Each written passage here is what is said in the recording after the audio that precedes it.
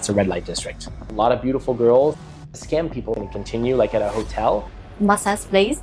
We also have like special massage. I want to see all of the bars that are treating customers right succeed. Ho Chi Minh City, where history meets the future and where day turns into a night of hidden stories. In the heart of this vibrant city lies Japantown, a place that offers more than just a taste of Japanese culture, where the allure of the night mixes with shadows of secrecy and pleasure. Located in District 1. During the day, it seems like a peaceful neighborhood. But when the sun sets, the real business begins. This area has transformed into one of Ho Chi Minh City's most notorious red light districts. We're here with the owners of Mirai, one of the popular bars in Japantown. Are you ready? Let's go. I'm Vince, I'm American, I'm 39 years old, I'm from California. I actually do kind of a main role as a product manager for gaming companies. I've been doing that for about 11 years. And I recently fell in love with Vietnam and Saigon, and I knew I had to move out here, so I did. I was in top 5 Miss Beauty Office Vietnam 2020. So it's happened to me for a couple of years, and I worked in the office. Then I just changed my job because I was in Taiwan and I was stuck there for a while. Then when I come back to Vietnam, so I just want to like have the stable income. That's why I choose here, and it's make myself to be the business owner like now.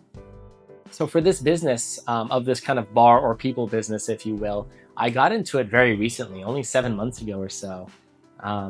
But for me, being a customer here for 2 years, I feel like I was always kind of part of it in some way. Again, it had a special place in my heart. And when I was a customer here, just naturally enjoying psychology and people, I would always kind of be observing people and observing the business and just kind of learning about like, what's going on here? Like, why is it so special? Like, you know, what makes this place tick? And so after really 2 years of kind of observing it on business trips, it felt very natural to go into it. It was just sort of a more of an official decision. And of course, making sure that I was able to, and that is, you know, to build a relationship with, you know, my business partner, Bui Vien, and I probably mispronounced that, but to kind of build that relationship and make sure that we both trusted each other, that as a foreigner, we knew that this would work and that I could actually, you know, invest in half of this bar and help it grow. Some people try to categorize Japantown as a red light district. I don't know if that's fair to say. I'm still a little iffy about that because that can be extremely misleading to call it a red light district. I can see how foreigners think that, but working in Japantown and spending a lot of time here, I would say it's debatable that it's a red light district. What makes Japantown unique, especially in terms of Ho Chi Minh City, is the, you know, very small alleyways, and you sort of enter like its own little area where, you know, you're in these tight alleys and there's just bars everywhere, and your first time you don't really know what's going on because you're just seeing all these bars and all these restaurants and people trying to like pull you in, and it's very loud and it's very kind of in your face. What I would advise people coming into Japantown their first time is just to sort of, you know, have your guards up and have your radar and kind of have your wits about yourself, because not all of these bars have your best interest at heart, and you're going to be walking by a lot of bars. And it's really important to know what questions to ask, such as like, is there a table charge? Is there any additional charges I should be aware of? You know, how does the tax and VAT system work? And the most important thing is, if you're going to drink there for a long time, just be aware of how many drinks you're having, because unfortunately Japantown is, you know, getting a bad reputation for overcharging people. That can happen in 2 ways, either by adding more to your credit card, so be careful paying by credit card, or just by simply telling you that you consumed more drinks than you actually did. And so it's best to just kind of be aware of that. Also, when you enter Japantown for the first time, it's a good idea to just take a walk through the whole thing first. There's a lot of things to see, there's a lot going on, and I think it's a good idea to just walk around. It only takes about 5 minutes, all of Japantown first. See everywhere that has to offer, see what bars give you good vibes, see what bars give you bad vibes, see what restaurant you would want to eat at. Just take it really slow. I think more or less it's a very safe place. There's a lot of security here.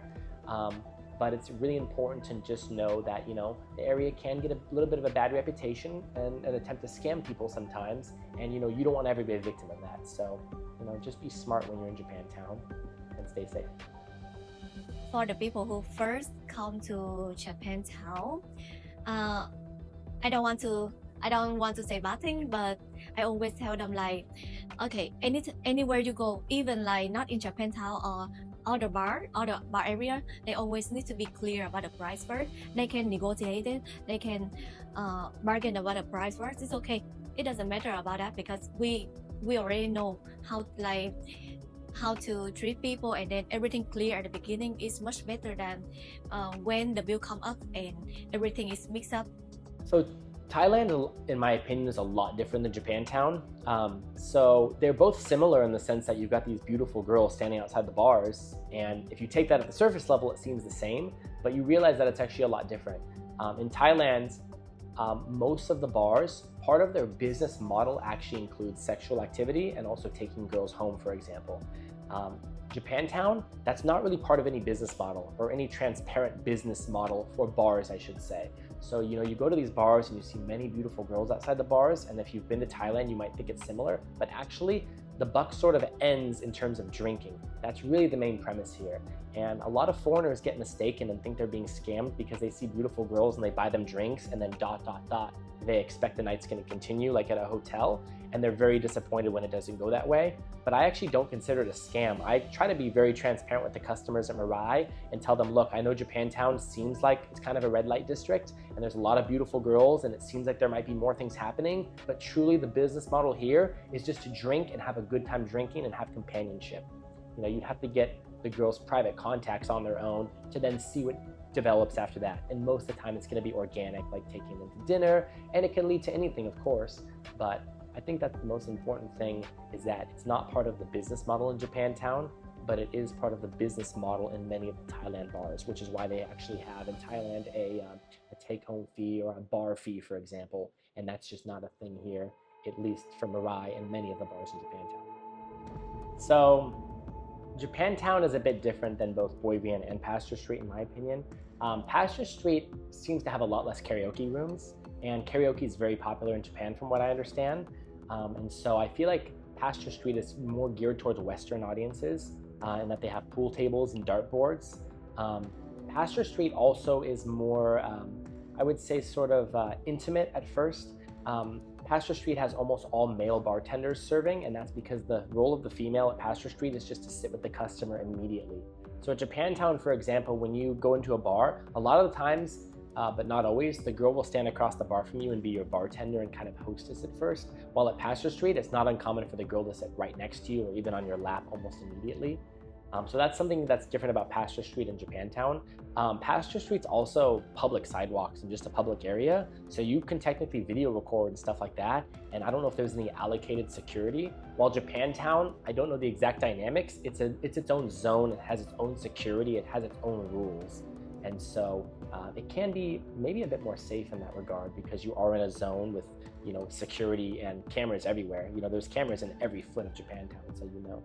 Comparing Japantown to Bui Vien, for example, Bui Vien gives me more like the Thailand walking street vibes. It's really the only walking street that I know of in Ho Chi Minh City. And it's very loud and you can see a lot from the sidewalks. You can kind of see into all the clubs, and there's a lot of club feel, and there's go-go dancers on the outside, and there's massage solicitors, and I kind of feel like the risk for pickpocket is kind of high there. It's just sort of there's kind of just people everywhere, and there's a lot to see and a lot of action going on. And again, Japantown is more sort of like private alleys, and really everyone's just trying to get you into their bar to drink and to go into their bar. So yeah, it's a bit different, I would say, than both Pasteur Street and Bui Vien. The feeling, the atmosphere in Japantown is kind of very strange for me, because before when I didn't work in here, I just work inside here because I was very curious, and then my friend just asked me come here to have some food, so I kind of lost because it felt like a mess for me at that time. So when I came in and then so many people, and I didn't even know, right in the middle of the very modern district, District 1, it also have the very kind of old town like this located right in the middle. So I feel a bit very strange. Yeah. I think the experiences that really kind of shaped my mindset around Japantown, especially kind of the dangers and the dark side of it, is when fights break out, for example, or when customers don't pay the bill or when they're too drunk. And that's when Japantown becomes a very dark place. and you hate to see it, but it does happen occasionally. I would say more than a couple times a month. And that can happen, for example, if a customer is either dissatisfied with the bill or if they just don't have the money to pay the bill. And I think the most appropriate way to handle those situations is to talk with the person or come to a negotiation or try to figure something out. It's happened at Mirai, and I can tell you in detail how we've solved issues like that. But unfortunately, a lot of people that I've seen solve the issue different ways, and they'll be either violent or they'll do something really bad. And that's when things can be really dark, and you can see customers, laying on the floor at 6 in the morning on the street or without their clothes, or just very bad things, or the police show up, or there's loud fights, or girls are bleeding. And I've seen a lot of really sad things. And I just wish that it wasn't the case, but it's definitely shifted my mindset, and it's helped me not only motivate me to make sure our business stays, very honest and clean, but also instill a little bit of fear in me to make sure I know, just how dangerous it can be, and to make sure, I always have my wits about me, and also informing my customers, especially if they're continuing to another bar later that night, just to be careful and just, help them understand some things they might run into. I think, in my opinion, everywhere have the good and bad side. So also, like, the only thing I feel, and it's impacted me a lot for this kind of business, is I really hope that every bar around us also be honest like us. I know that they will not earn so much like they expect, but it's better that they can make the image of the town become better. They can make people like think about here's the good place to chill, to relax. Also, like the place that for them to be very confident to come and then not afraid of anything. I think the most significant thing I've witnessed at Japantown that really shaped a big complexity of it for me was when I saw a big fight break out at a bar, and it wasn't my bar, but there was a big fight that broke out, and a girl was beaten pretty brutally. And I just remember thinking, like, wow, like, this is, it can be really dangerous out here. Like, you've got some bars potentially that are really pushing customers to their boundaries in terms of how many drinks they want to drink, how drunk they're going to get, how much money they're willing to spend. And you've got customers that may not react very favorably to that, and it can put girls in a lot of danger. It can put people in a lot of danger. These bars don't have private security guards, and so when I witnessed that incident and this girl was brutally beaten, it was very sad. And I don't know how much the police or security really do behind the scenes. There's also two sides to every story, and of course, I don't support any sort of violence against anyone, especially a woman. But it's like it just really helped me understand, like, that sometimes customers are really pushed to their limits here, and it was a really good reminder of making sure that we don't do that at Mirai, whether that's forcing the customer to drink too much or making the bill too high. Japantown represents Ho Chi Minh City, at least in my opinion, in the sense that, Vietnam is certainly not the most rich country in the world. It's doing really well and it's progressing, and I love this country, but the fact is it's still not one of the richest countries in the world. And it's highlighted in Japantown because many foreigners go to Japantown, and when there's foreigners from these really rich countries, people push really hard to try to get as much money as they can from them. And I think that's really highlighted. Everybody in almost all countries have tourism, of course. And so when you look at Vietnam, of course, there's tourism here, and a big amount of money can come in from tourists. That's super highlighted here in Japantown because tourists come here with a lot of money. They're looking to drink, and when you combine alcohol with any sort of money, it can be pushed really quickly. And so I see that as sort of kind of the broader picture of Japantown representing sort of this, like, you can call it a tourist trap in a sense if you want to make it a cliche. My first experience with Japantown, I remember walking through the gate. I remember doing some research in advance because I wouldn't be able to just find this place on my own, which was actually one of the things I love about Ho Chi Minh City, is that if you want something, it's kind of fun to go look for it. It's not so in your face like Thailand. So I enjoyed kind of Googling and learning about this area, and then coming in. I walked through the gate, and I just remember seeing a ton of girls everywhere, very beautiful ones. I don't think I even noticed the restaurants, and I just started walking down the alley, and I didn't know what was going on.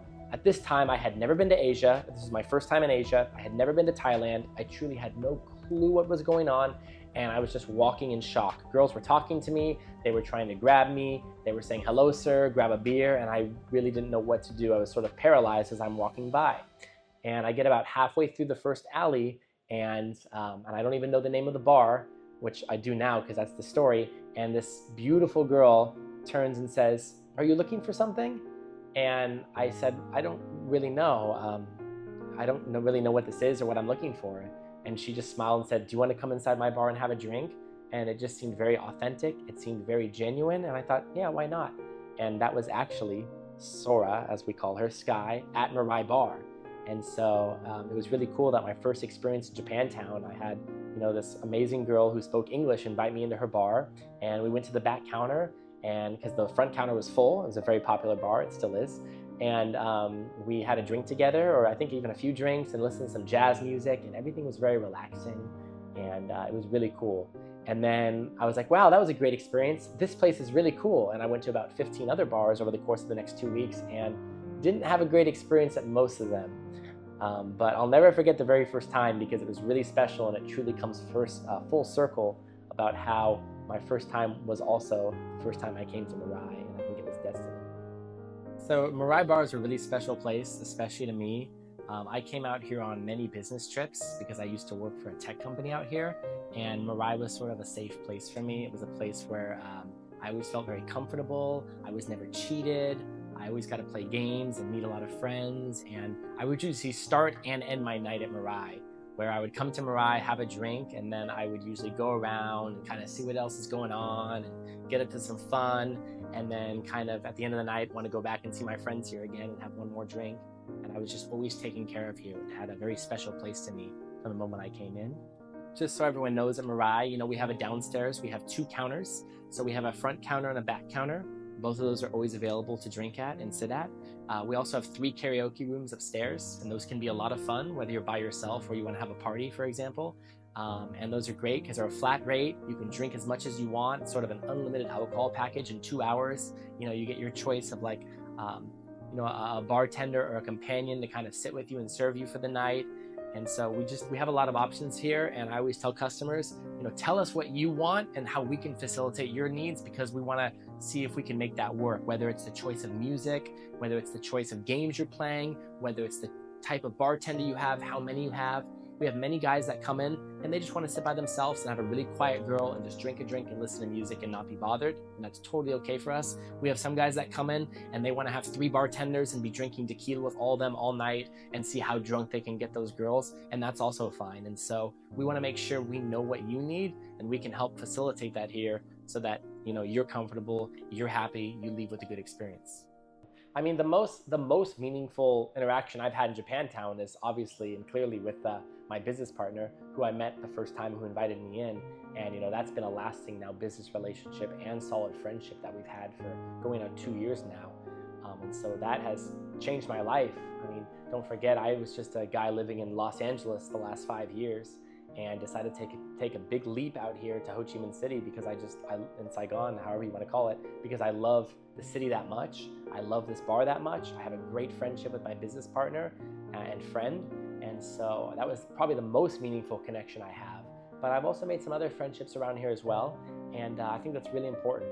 Being a foreigner out here in Japantown, I think it's really important to sort of be my best self and try to not create enemies and be the good guy when I can. And if there's any issues, be the bigger person and don't be afraid to apologize to people. This is their city, this is their town, and I often feel like sort of, like an intruder in a sense. And so I think it's really important that I, keep those good relationships. And I've made a few of them and some cool friends, and I've also managed to avoid some potential negative relationships. So I just try to give everyone a smile, make everybody feel safe and comfortable around me, and hopefully they continue to welcome me in Japantown. The most meaningful to me is regular customer, because it's just lucky for me, and then I try to maintain the business that way. I always try to enhance the quality of the customer and also make the customer come back many times. I think one big misconception about Japantown is that drinking with the girls is somehow a scam, just because it may not lead to something else afterwards. And I very much disagree with that. Especially at Mirai, but I think at Japantown, it's pretty transparent that when you go into a bar, the main idea is that you should be drinking and you should be buying drinks for the girls. And that's really what it's all about. You have a party, you party with them, you play games, you listen to music, you maybe sing a little bit, but I think that it's not necessarily a scam, or you should feel cheated if that's all that happens at the bar, because that really is the point of these bars. So, I see a lot of other YouTube and other content talking about how these girls are just trying to scam you and get you for drinks. It's like, well, some bars may try to scam you and get you to pay for things you didn't pay for, but the act of just supporting the drinks for the girls, a lot of these girls are going to college or trying to pursue another career, and they earn their income by drinking with customers because they are on a commission model. So I think it's important to clear up that, if you're going to be going inside of a bar and drinking with the girls, that action is not a scam. That's just, basically supporting some companionship with another girl, and I think that's a good thing. It's kind of that's the very big confusion to the newcomer, because they always think that we have kind of massage place. We also have special massage, and they also think so our town is just the red light town, the place that they just come here and look for sex. So but it really depends on the bar. Some bar they also do it, we cannot avoid that, but to be clear to all the customer, and then we also tell all the customer about I always tell to the customer, whenever you go to a restaurant, do you often ask the staff you want to come to the bar with me? So the customer always reply to me it's not related. So I also tell them, yeah, it's not related to when you come to the bar and you ask the girl go to hotel with you. And I also tell them every place is different, but if you just come to the bar, it means you look for the drink. It's not about you look for the girl to go to the hotel with you. So need to be clear about that. If you're not willing to drink, don't try to force yourself to drink a lot and then always think about you spend that much and then you can bring the girl home. My opinion for the future of Japantown is a bit naive, but I hope I'm right. I want to see all of the bars that are treating customers right succeed, and all of the bars that are not doing what they should be doing, or doing something illegal or scamming their customers, kind of slowly fail. And so that would be great, because when Japantown does well, Mirai does well, because we want as many people coming into the gates as we can. And in order to do that, we need Japantown to have a good reputation. So I'd see the future of Japantown as many successful, honest bars opening up with repeat customers, treating their customers well, and just watching this place grow and become even more modernized than it ever has been. And Mirai will be right at the center of it. I feel if we maintain kind of extra service or scamming, so the future of Japantown for me is just very dark, very blurry, because no one wants to ever come here anymore. Even we have, for example, we have 50 bars around here, but just 3 or 4 or maybe just maximum 10 bars. Let's be honest, we cannot win the level. So, and also if it keep maintained like that, and many people will report about this time, so this time want to be gone if we keep doing this kind of stuff. Thank you for sharing your incredible insights and stories about Japantown. From its hidden mysteries to the vibrant energy that fills these streets, Japantown is more than just a place, it's a story waiting to be uncovered. Mo hai ba yo! See you at Mirai Bar! If you're ever in Saigon and you want to come to Japantown, I would love for you to come by to my bar, say hi, check it out, meet my staff, meet me. I'd be happy to answer any questions, show you around the area, have a drink with you, and go from there. To be honest, my capacity, I can hold on 1 bottle or maybe more than 1 bottle of whiskey a night, and it's very normal for me. I don't feel drunk at all, but I don't know about my customer. Maybe they got drunk so hard. Hello everyone, I'm Annie and I'm working at Mirai Bar, so I hope you guys come in here have a drink with me. Thank you guys. Thank you for watching. While tonight we've peeled back just a few layers, there's always more to discover. Don't forget to hit that like button and subscribe to our channel. We'd love to hear from you, so share your thoughts, experiences, or any questions you have in the comments below. Stay tuned for more adventures. Massex out.